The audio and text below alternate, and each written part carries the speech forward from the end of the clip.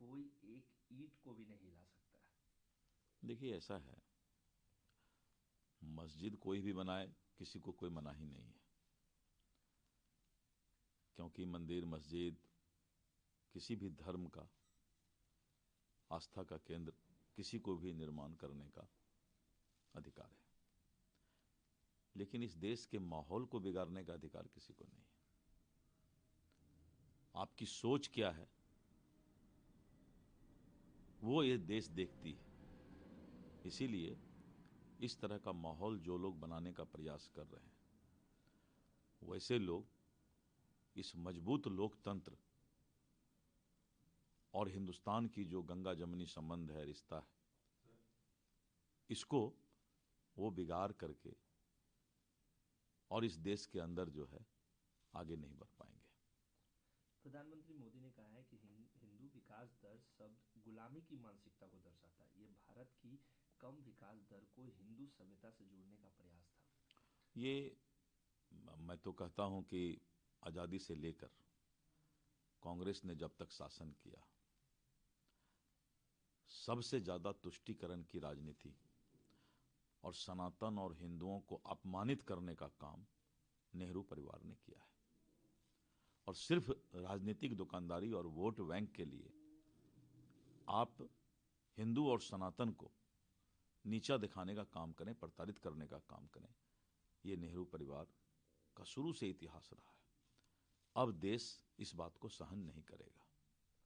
Indigo की फ्लाइटें अभी भी उड़ नहीं रही है, काफ़ी समस्याएं हो रही हैं और बड़े पैमाने पे दूसरे जो एयरलाइंस है वो पैसे वसूली कर रहे हैं। ये सरकार ने कल जो है इस पर कड़ा एक्शन लिया है और अब कोई भी जो एयर क्राफ्ट का एजेंसी है वो इस तरह का मनमानी नहीं कर पाएगी। और इंडिगो को भी बहुत पहले आगाह किया गया था कि पायलट को रेस्ट लेना आवश्यक है, आप उससे ज़्यादा समय तक ड्यूटी नहीं ले सकते हैं। अभी 2 महीने का समय उनको दिया गया है।